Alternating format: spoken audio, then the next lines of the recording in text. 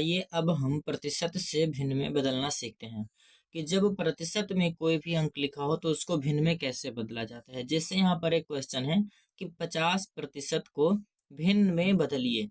तो चलिए अब हम इस 50% को भिन्न में कैसे बदलेंगे, इसी से सीख लेते हैं। जानकारी हमें प्राप्त हो जाएगी कि प्रतिशत से भिन्न में कैसे बदला जाता है। ठीक है, तो सबसे पहले हम क्या करेंगे, यहाँ पर सबसे पहले हम इसको हल करेंगे, सॉल्व करेंगे। तो यहाँ पर लिख रहे हैं हम सबसे पहले हल। अब हमें क्या करना है, इस क्वेश्चन को हल करना है, इसको सॉल्व करना है। तो सबसे पहले इसमें जो प्रतिशत है उसको मैं आपको बता दूं। जो ये प्रतिशत होता है, क्या जो प्रतिशत होता है वो 100 के बराबर होता है। यानी प्रतिशत का मतलब क्या होता है, 100 होता है। प्रतिशत का मतलब हमारा क्या हो जाएगा, 100 हो जाएगा। ठीक, अब चलिए अब हम इस 50% को भिन्न में बदलते हैं। यानी प्रतिशत यानी प्रति 100 यानी सैकड़ा। ठीक, तो अब हम इसको क्या करेंगे, भाग में बदलेंगे। तो ये हमारा क्या है, 50%। अब इस 50% को हमें क्या करना है, भिन्न में बदलना है। तो प्रति प्रति का मतलब हो जाएगा बटा, यानी भाग। प्रति सैकड़ा यानी बटा में हम क्या करेंगे, 100 करेंगे। तो जो ये हमारा 50 है इसको हम कैसे लिखेंगे, 50 को तो ऐसे ही रहने देंगे। और ये जो प्रतिशत है, प्रति का मतलब हो जाएगा बटा, यहाँ पर बटा लगा देंगे। और प्रतिशत यानी सैकड़ा, प्रति सैकड़ा, प्रतिशत का मतलब क्या हो जाता है, सैकड़ा। और इसको सैकड़ा का मतलब 100, तो हम बटा में क्या कर देंगे, यहाँ पर 100 कर देंगे। ठीक, यानी ऐसे मान लीजिए कोई भी अंक लिखा हो उसको प्रतिशत प्रतिशत में हो और भिन्न में बदलना है। जैसे ये 50% है तो प्रतिशत का मतलब 100 हो जाएगा।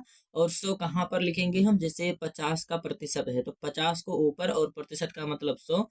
तो जो 100 होगा उसको हम 50 के नीचे बटा के चिन्ह चिन्ह लगाएंगे और फिर नीचे क्या करेंगे, लिख देंगे। ठीक है, अब हमें इसको क्या करना है, भिन्न में बदलना है। तो अब जब ये बटा में हो गया तो ये हमारा भिन्न में क्या हो गया, बदल गया।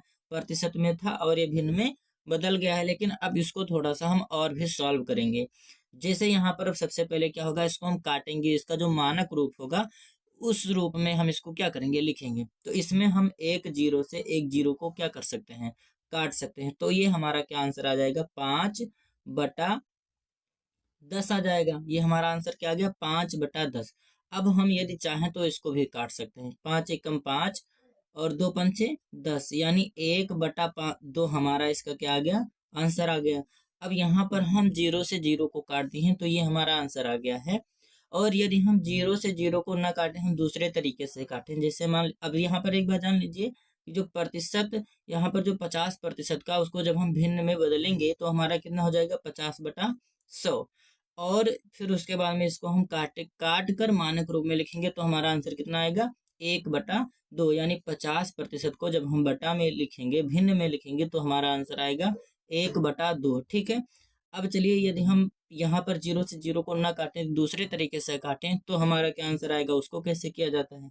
जैसे यहाँ पर क्या था, हमारा 50/100 था। हम क्या करेंगे, जीरो से जीरो अगर नहीं काटेंगे तो हम इसको कैसे काटेंगे, ये दोनों सम संख्या है तो 2 से काट देंगे। 2 से काटने का मतलब हो जाएगा आधा कर दीजिए। तो 50 का आधा कितना हो जाएगा, 25 हो जाएगा। और 100 का आधा 50 हो जाएगा। अब ये हमारा कितना आ गया, 25/50 आ गया। अब ये सम संख्या है, ये विषम है, तो इसको हम 2 से तो काट नहीं सकते दोनों को, इसको 2 से काट सकते हैं पर इसको नहीं काट पाएंगे। तो अब हम इसके लास्ट में 5 है तो इसको 5 से काट देंगे। यानी 5 हम 25 और ये हमारा 10 बचे 50 हो जाएगा। अब फिर यदि हम इसको काटना चाहें तो 5 एकम 5 और 2 पंचे 10, तो भी हमारा आंसर कितना आ गया, 1/2 ही आ गया। इस तरीके से हम क्या कर सकते हैं, जब प्रतिशत में कोई भी संख्या लिखी हो तो उसको भिन्न में बदलते हैं। ठीक है, जैसे यहाँ पर सबसे पहले क्या करना पड़ेगा हमें, जब प्रतिशत में हो तो 50% था। अब 50% को हमें भिन्न में बदलना था। तो प्रतिशत का मतलब हो जाता है 100। तो 100 लिखेंगे कहाँ पर, जो 50 इसमें अंक है उसके नीचे बटा का चिन्ह लगाकर उसके नीचे यानी भाग के रूप में लिख देंगे, बटे के रूप में। तो ये हमारा हो जाएगा 50/100। फिर यहाँ पर हम क्या किए हैं, जीरो से जीरो काटेंगे। तो जब जीरो से जीरो काटेंगे तो ये 5 बचेगा, ये 10 बचेगा। फिर 5 एकम 5 और 2 पंचे 10 हो जाएगा। यानी 1 का पहाड़ा हम 5 बार पढ़ेंगे तो 5 आ जाएगा। और 2 का पहाड़ा 5 बार पढ़ेंगे तो 10 आ जाएगा। ठीक, तो यहाँ पर आंसर हमारा कितना आएगा, 1/10 2 आ जाएगा। अब यदि हम इस तरीके से ना इसको काटें, यानी इसको इस तरीके से काट कर मानक रूप में यहाँ पर हमने लिखा है, यदि हम 0 से 0 ना काटें तो हम कैसे काटेंगे, इसको सॉल्व करेंगे। तो हम क्या करेंगे, इसको एक एक स्टेप बाय स्टेप काटेंगे। जैसे यहाँ पर आ जाएगा हमारा 50 है तो 50%, यानी 100 को कब बटा में लिखना पड़ेगा। तो हम ये दोनों सम संख्या हैं तो हमें 2 से काटना पड़ेगा। तो ये 2 से काटने का मतलब हो जाता है आधा करना। तो जब हम 50 का आधा करेंगे तो 25 हो जाएगा हमारा, और जब 100 का आधा करेंगे तो 50 हो जाएगा। अब ये विषम संख्या है, ये सम संख्या है, तो दोनों को 2 से काट नहीं सकते हैं।